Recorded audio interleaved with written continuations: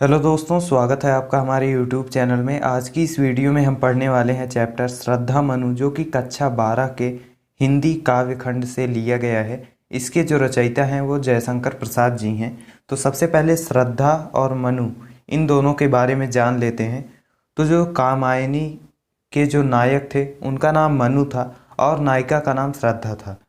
तो इस जो कथा का प्रारंभ है वह इस कथा का प्रारंभ भयंकर जल प्लावन से होता है।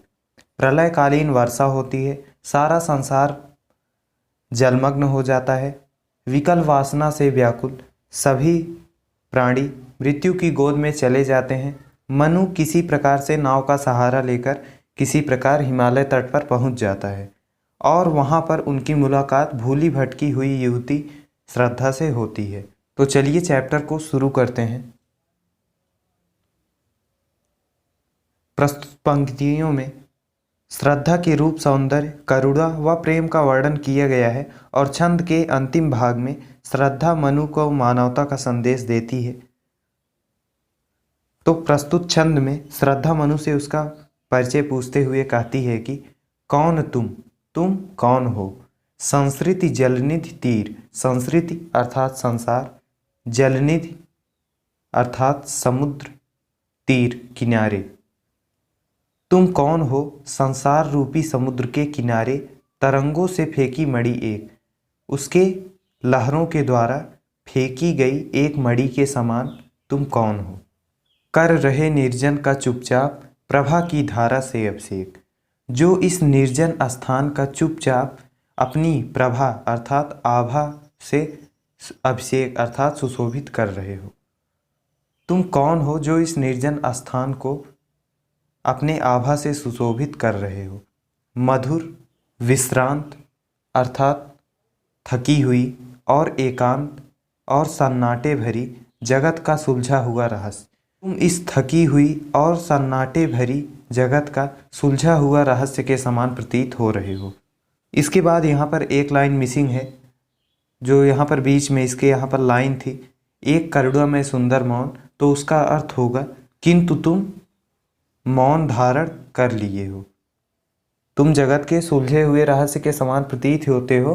उसके बाद लाइन था एक करुणा में सुंदर मौन, किंतु तुम फिर भी मौन क्यों धारण किए हो, और चंचल मन का आलस्य, और ऐसा लग रहा है कि तुम्हारा चंचल मन भी आलसी हो गया है। सुना यह मनु ने मधु गुंजार, मनु ने इस मधुर आवाज को सुना। मधुकरी का सा जप सानंद, मधुकरी अर्थात भौरों की गुनगुनाहट, भौरों की गुनगुनाहट सा सानंद आनंदित। मनु ने भौरों के गुनगुनाहट सा आनंदित करने वाला मधुर आवाज सुना।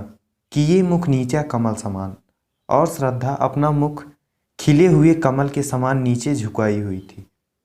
प्रथम कवि का ज्यों सुंदर छंद, और ऐसा लग रहा था, उसकी आवाज़ सुनकर ऐसा लग रहा था कि किसी कवि का जो प्रथम छंद होता है उस तरह से उसकी आवाज़ बहुत ही संगीतमय थी, बहुत ही सुरीली थी। जैसा कि आप लोग जानते हैं कि कोई भी कवि हो, उसका जो पहला छंद होता है, जो पहली लाइन होती है किसी भी कविता की, वो बहुत ही संगीतमय होती है। उसी तरह से श्रद्धा की आवाज़ भी बहुत संगीतमय थी। एक झटका सा लगा सहर्ष, उसे एक झटका सा लगा खुशी का। वह आवाज़ सुनकर निरखने लगे लुटे से कौन, और वह उसको देखने लगा, वह श्रद्धा को देखने लगा लुटे से कौन, अपनी सुध बुध को खोकर गा रहा यह सुंदर गीत। वह देखने लगा कि इतना सुंदर गीत कौन गा रहा है।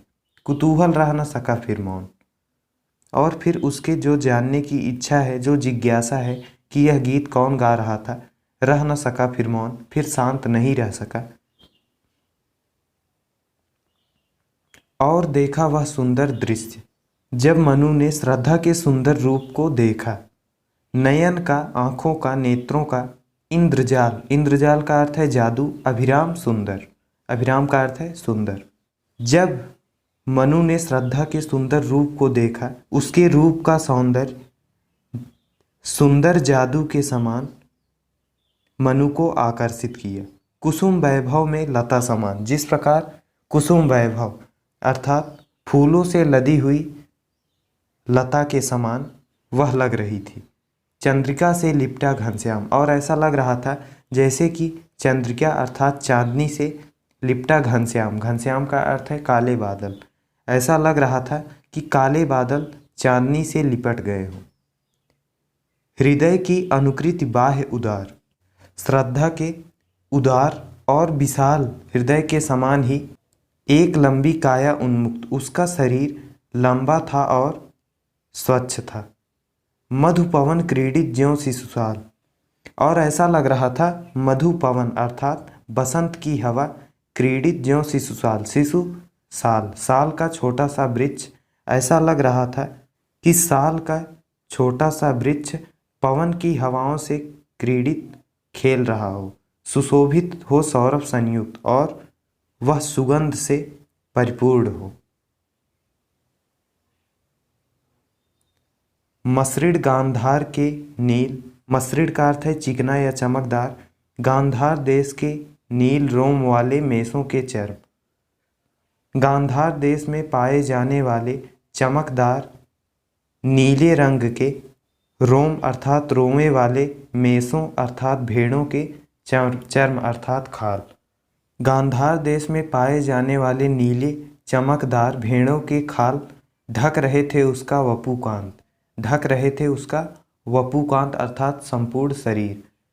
उसका जो कपड़ा था वह गांधार देश में पाए जाने वाले चमकदार भेड़ों के बालों का बना हुआ था, जो कि उसके शरीर को ढक रहा था। बन रहा था वह कोमल वर्म, और वह कोमल होते हुए भी वर्म अर्थात कवच, वह कोमल होते हुए भी श्रद्धा के शरीर का कवच बना हुआ था। नील परिधान बीच सुकुमार, नीले कपड़े में बीच सुकुमार, नीले कपड़े के अंदर सुकुमारी श्रद्धा, खुल रहा मृदुल अधखुला अंग, खिला हो ज्यों बिजली का फूल। नीले कपड़ों के बीच में उसके जो दिखाई देने वाले अंग थे श्रद्धा के, खिला हो ज्यों बिजली का फूल, मेघबन बीच गुलाबी रंग, वो ऐसे प्रतीत हो रहे थे जैसे कि खिला हो ज्यों बिजली का फूल। ऐसा लग रहा था कि जैसे बिजली का फूल खिला हुआ हो, मेघबन बीच गुलाबी रंग, जैसे नीले बादल रूपी वन में गुलाबी रंग का फूल खिला हुआ हो। ओह वह मुख पश्चिम के व्योम, बीच जब घिरते हों घनश्याम। ओह वह मुख, श्रद्धा का मुख की सुंदरता की यहाँ पर बात की गई है कि श्रद्धा का जो मुख था उसकी सुंदरता पश्चिम के व्योम, व्योम अर्थात आकाश, उसकी सुंदरता पश्चिम के आकाश में बीच जब घिरते हो घनश्याम। ऐसा लग रहा था कि पश्चिम के आकाश में काले बादल घिरे हुए हो। अरुण रवि मंडल उनको भेद, और अरुण रवि मंडल उनको भेद, लाल सूर्य दिखाई देता हो छविधाम, और लाल सूर्य बादलों को भेद कर लालिमा युक्त किरणें बिखेर रहा हो। छविधाम का अर्थ है लालिमा युक्त किरणें बिखेर रहा हो। घिर नील रहे थे घुघराले बाल, यहाँ पर नील नहीं रहेगा बीच में, ये गलती से टाइप हो गया है। घिर रहे थे घुघराले बाल, अंश अवलंबित मुख के पास, और जो श्रद्धा के घुघराले बाल थे वे अंश अर्थात कंधा, कंधों पर लटकते हुए ऐसे प्रतीत हो रहे थे जैसे नील घन सावक से सुकुमार सुधा भरने को विधु के पास। जैसे कोई घन सावक अर्थात घन का अर्थ है बादल, सावक का अर्थ है बादल का बच्चा, जैसे कोई नीला बादल का बच्चा सुधा भरने को विधु के पास। सुधा का अर्थ है अमृत भरने के लिए, विधु अर्थात चंद्रमा, जैसे कोई नीले छोटा बादल का बच्चा अमृत भरने के लिए चंद्रमा के पास जाने का प्रयास कर रहा हो। उसके बाल देखने पे ऐसे प्रतीत हो रहे थे। और उस मुख पर वह मुस्कान, और श्रद्धा के मुख पर वह मुस्कान, रक्त किसलय पर ले विश्राम। ऐसा प्रतीत हो रहा था जैसे रक्त, रक्त अर्थात लाल, किसलय जो पेड़ों पर नए नए पत्ते आ जाते हैं वो लाल रंग के होते हैं। जैसे पेड़ों पर नए जो कपोल हैं, अरुण की एक किरण अम्लान। ऐसा लग रहा था कि पेड़ों के जो नए पत्ते होते हैं उन पे सूर्य की कोई किरण अम्लान अर्थात कोई स्वच्छ किरण अधिक अलसाई हो, अभिराम अधिक अलसा कर थकी हुई वहां पर आराम कर रही हो। कहा मनु ने नभ धरड़ी बीच। अब अपना परिचय देते हुए मनु कहते हैं कि नभ धरड़ी बीच, इस आकाश, नभ का अर्थ है आकाश, धरड़ी का अर्थ है धरती। मनु अपना परिचय देते हुए कहते हैं कि इस आकाश और धरती के बीच बना जीवन रहस्य निरूपाय। मेरा जीवन एक रहस्य और जिसका कोई उपाय ना हो ऐसा बन गया है। एक उल्का सा जलता प्रांत, और ऐसा लगता है जैसे एक जलते हुए तारे के समान शून्य में फिरता हूँ असहाय। जैसे मैं आकाश में शून्य की तरह वहाँ पर फिर रहा हूँ, इसी तरह का मेरा जीवन बन गया है। कौन हो तुम बसंत के दूत। अब मनु श्रद्धा से पूछते हैं कि तुम कौन हो जो कि बसंत के दूत के समान दिखाई दे रही हो, बिरस पतझड़ में अति सुकुमार। और तुम इस बिरस अर्थात निराश, पतझड़ में अति सुकुमार, मेरे पतझड़ के समान जीवन में घन तिमिर में चपला की रेख, घन तिमिर अर्थात घने अंधकार में चपला की रेख बिजली की किरण के समान प्रतीत हो रही हो। तपन में शीतल मंद बयार और गर्मी में शीतल ठंडी मंद बयार मधुर हवा के समान प्रतीत हो रही हो मेरे जीवन में। लगा कहने आगंतुक व्यक्ति अर्थात ऐसा श्रद्धा ने फिर बोला, मिटाता उत्कंठा सविशेष। उसके उत्कंठा को मिटाते हुए श्रद्धा ने बोला, दे रहा हो कोकिल। उसकी आवाज़ ऐसी प्रतीत हो रही थी जैसे दे रहा हो कोकिल सानंद, जैसे आनंद से परिपूर्ण होकर कोकिल अर्थात कोयल सुमन को ज्यों मधुमय संदेश या संदेश देने आया हो, बसंत ऋतु के आगमन का संदेश देने आया हो। अब श्रद्धा कहती है कि भरा था मन में नव उत्साह, मेरे मन में नव उत्साह, नया उत्साह जगा था कि सीख लूँ ललित कला का ज्ञान। ललित कला के सीखने का उत्साह मेरे मन में जगा था। ललित कला क्या होता है? ललित कला के अंतर्गत संगीत, नृत्य और वादन की कला आती है। इधर रह गंधर्वों के देश, इसलिए मैं यहाँ पर गंधर्वों के देश में रहती हूँ। गंधर्व क्या है? तो गंधर्व जो थे वे हिमालय क्षेत्र में पाए जाने वाली एक जनजाति है जो कि नृत्य, वादन, गायन इन सब कला में निपुण होते हैं। पिता की हूँ प्यारी संतान और मैं अपने पिता की प्यारी संतान हूँ। दृष्टि जब जाती हिमगिर की ओर,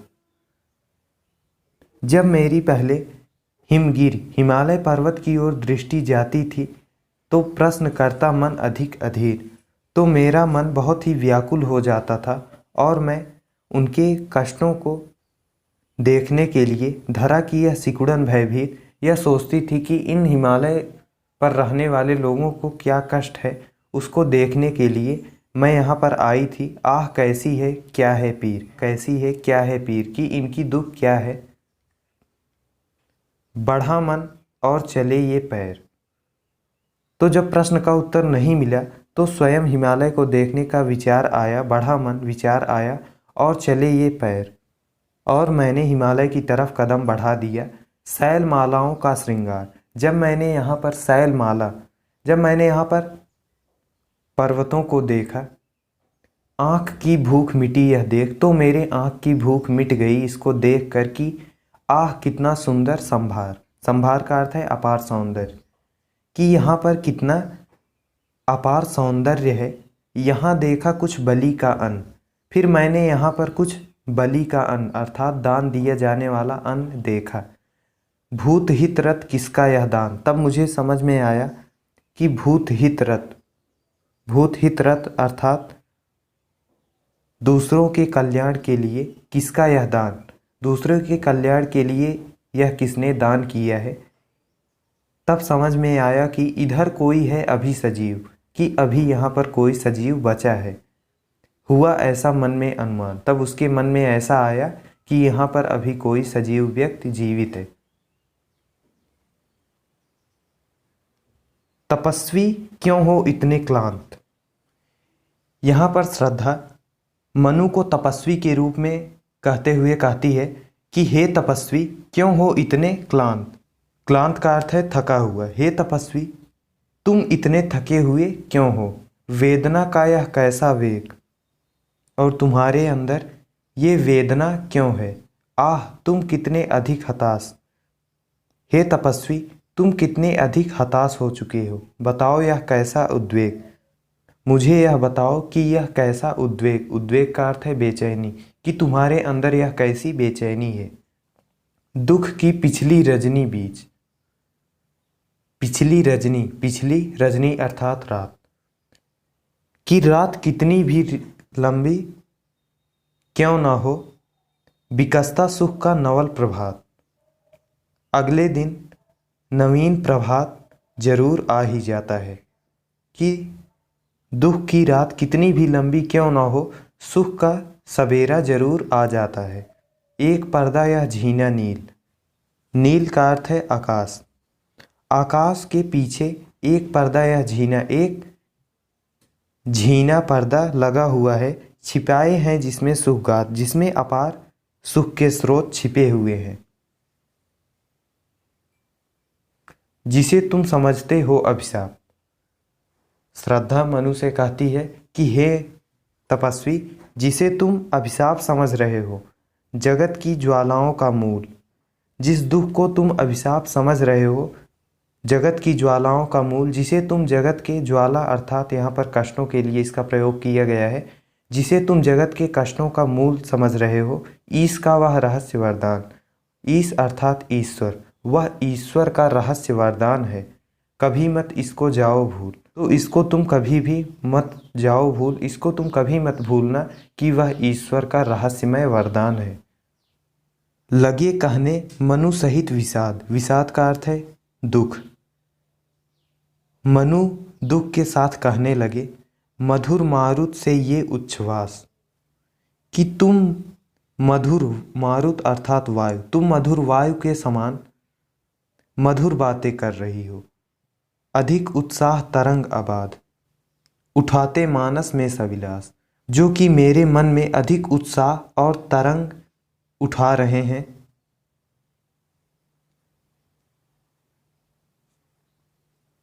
किंतु जीवन कितना निरुपाय। लेकिन यह जीवन बहुत ही निरुपाय अर्थात निराशाजनक है। किंतु यह जीवन बहुत ही निराशाजनक है। लिया है देख नहीं संदेश। इसको मैंने देख लिया है, इसमें कोई संदेह नहीं है। निराशा है जिसका परिणाम सफलता का यह कल्पित गेय। पहले इस लाइन को पढ़ेंगे। सफलता का यह कल्पित गेय। मनु कहते हैं कि सफलता की कामना करना, कल्पित अर्थात कल्पना करना, गेय का अर्थात है घर। सफलता की कल्पना करना निराशा है जिसका परिणाम, निराशा ही उसका घर है। कहा आगंतुक ने सस्नेह। कहा आगंतुक, आगंतुक यहाँ पर श्रद्धा है, तो श्रद्धा ने स्नेह पूर्वक कहा, अरे तुम इतने हुए अधीर। अरे तुम इतने हुए अधीर। कि हे तपस्वी तुम इतने अधीर क्यों हो, इतने धैर्य को खो क्यों दिए हो। हार बैठे जीवन का दांव। हे मनु तुम अपने जीवन का दांव हार चुके हो। जीतते मर कर जिसको वीर। जिसे वीर पुरुष कठिन परिश्रम से प्राप्त करते हैं, तुम उस जीवन को हार चुके हो। इन पंक्तियों में श्रद्धा मनु से कहती हैं कि तप नहीं केवल जीवन सत्य। तप अर्थात तपस्या, तपस्या करते रहना ही जीवन का सत्य नहीं है। करुण यह क्षणिक दीन अवसाद। करुण अर्थात दुख, यह दुख क्षणिक मात्र है। यह दुख तुम्हारे जीवन में सिर्फ कुछ क्षणों के लिए है। दीन अवसाद तरल आकांक्षा से है भरा, सो रहा आशा का आह्लाद। जीवन असीम आकांक्षाओं से भरा हुआ है, सो रहा आशा का आह्लाद। और ऐसा लग रहा है कि तुम्हारे अंदर आशा की उम्मीद सो गई है। प्रकृति के यौवन का श्रृंगार। प्रकृति के यौवन अर्थात प्रकृति के रूप का श्रृंगार करेंगे कभी न बासी फूल। ये बासी फूल कभी प्रकृति के सौंदर्य का श्रृंगार नहीं कर सकते। मिलेंगे वे जाकर अति शीघ्र आह उत्सुक है उनकी धूल। और वे मिलेंगे वे जाकर अति शीघ्र, वे बहुत जल्द ही, आह उत्सुक है उनकी धूल, उत्सुकता के अभाव में धूल में जाकर के मिल जाएंगे। अर्थात उसी प्रकार निराश मनुष्य भी फूलों के समान अपने जीवन की श्रृंगार नहीं कर सकते। उनके अंदर अगर उत्सुकता नहीं रहेगी तो वे अपने जीवन को कभी श्रृंगार नहीं कर पाएंगे। एक तुम यह विस्तृत भूखंड, हे मनु इस सृष्टि में तुम अकेले एक ही हो।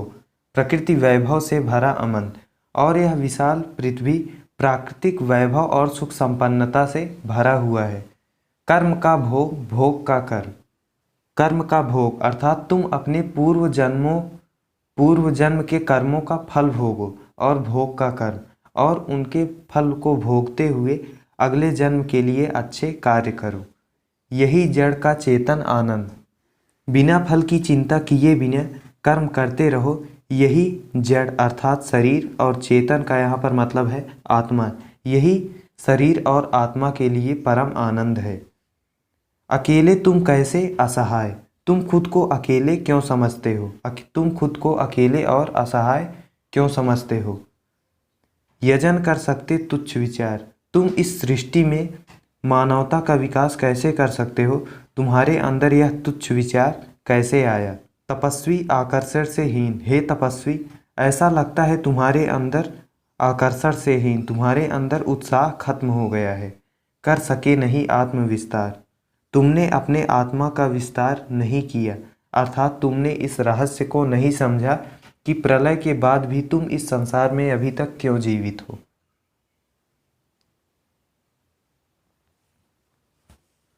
समर्पण लो सेवा का सार।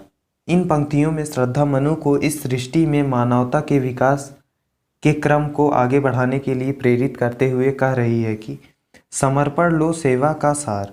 श्रद्धा कहती है कि मैं मानवता की खोज के लिए स्वयं को तुम्हें समर्पित कर रही हूँ। तुम मुझे अपनी पत्नी के रूप में स्वीकार करो। सजल संस्कृति का यह पतवार, मेरा यह समर्पण। सजल संस्कृति का यह पतवार, सजल संस्कृति जल से भरा हुआ, संस्कृति अर्थात संसार। मेरा यह समर्पण जलमग्न संसार के लिए पतवार के समान कार्य करेगा। आज से यह जीवन उत्सर्ग, आज से यह मेरा जीवन उत्सर्ग, उत्सर्ग का अर्थ है संपूर्ण। आज से यह मेरा संपूर्ण जीवन इसी पद तल में विगत विकार, तुम्हारे इन चरणों में तुम्हारे पिछले गुणों और दोषों को भुलाकर समर्पित कर रही हूँ। तुम मुझे अपनी स्त्री के रूप में स्वीकार करो और इस संसार में मानव सभ्यता के क्रम को आगे बढ़ाओ। बनो संस्कृति के मूल रहस्य। हे मनु, तुम इस संसार के वह मूल्य रहस्य बन सकते हो। तुम्ही से फैलेगी वह बेल, क्योंकि तुम्हारे द्वारा ही मानव सभ्यता रूपी लता फलेगी फूलेगी। विश्व से भर, सौरभ से भर जाए। सुमन के खेलो सुंदर खेल। तो पहले इस नीचे वाली लाइन को पढ़ेंगे। सुमन से के खेलो सुंदर खेल, इसका अर्थ है हे मनु, तुम मुझे अपनी पत्नी के रूप में स्वीकार करो और मेरे साथ सुमन के खेलो सुंदर खेल, और मेरे साथ समागम करो और पुष्प रूपी मानव की संरचना करो। विश्व से भर, सौरभ से भर जाए, जिसके सुगंध से वीरान संसार परिपूर्ण हो जाएगा। और यह क्या तुम सुनते नहीं, विधाता का मंगल वरदान। श्रद्धा मनु से कहती है कि क्या तुम विधाता के मंगल वरदान को नहीं सुनते हो? शक्तिशाली हो, विजयी बनो। कि तुम शक्तिशाली हो, तुम्हारे अंदर अपार शक्ति है, तुम इस शक्ति का प्रयोग करके विजयी बनो। विश्व में गूंज रहा जयगान, विधाता का यह विजय गान संसार में गूंज रहा है। तुम इस संसार में मानवता के क्रम को आगे बढ़ाओ। डरो मत अरे अमृत संतान, हे विधाता के अमर पुत्र मनु, डरो मत। अमृत अर्थात अमर, अमृत संतान अर्थात अमर पुत्र। हे विधाता के अमर पुत्र मनु, तुम मत डरो। अग्रसर है मंगलमय वृद्धि, देखो कल्याणकारी उन्नति अग्रसर है। पूर्ण आकर्षण जीवन केंद्र, तुम्हारा जीवन आकर्षण से पूर्ण हो जाएगा, बस तुम्हें प्रयास करना है। खिंची आवेगी सकल समृद्धि, सुख और समृद्धि तुम्हारे पास स्वयं आ जाएगी, इसलिए निराश मत हो। विधाता की कल्याणी सृष्टि, श्रद्धा मनु से कहती है कि हे मनु, विधाता की जो यह कल्याणकारी सृष्टि है, यह संसार है, सफल हो इस भूतल पर पूर्ण। तुम मानव का विकास करके इस संसार को परिपूर्ण कर दो। पटें सागर बिखरे ग्रहपुंज, यदि तुम ऐसा करते हो तो सागर भी पट जाएगा और यह बिखरे हुए ग्रह नक्षत्र तुम्हारा यशगान करेंगे और ज्वालामुखियाँ हो चूर्ण। और ये ज्वालामुखी रूपी जो आपदाएं हैं वो सदैव के लिए शांत हो जाएंगी, उन्हें चिनगारी सदृश सदर। हे मनु, यदि तुम सृष्टि का नवसृजन करते हो तो उन्हें चिनगारी सदृश सदर। मानवता गर्व और आनंद के साथ कुचलती रहे खड़ी सानंद, तो मानवता गर्व और आनंद के साथ तमाम विपत्तियों को चिंगारियों के जैसे अपने पैरों से कुचलकर नष्ट कर देगी। आज से मानवता की कीर्ति, यदि तुम ऐसा करते हो तो मानवता का कीर्ति अर्थात यश, यदि तुम ऐसा करते हो तो मानवता का यश अनिल भूजल में रहे न बंद। वायु, अनिल अर्थात वायु, भूमि और जल में बंद नहीं रह सकता। इन पंक्तियों में श्रद्धा मनु से कहती है कि जलध के फूटे कितने उत्स। हे मनु, तुमने देखा होगा